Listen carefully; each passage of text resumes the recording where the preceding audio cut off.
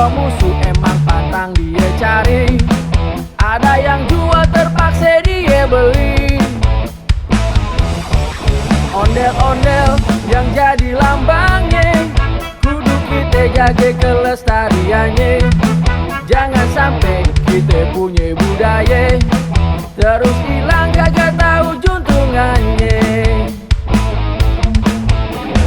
Kudu taat sama agama, karena itu emang udah semboyannya. Kalau ngelangkah baca bismillah, minta restu ame yang maha kuasa. Jangan takut orang mane-mane, karena dia kagak mau kerjasama.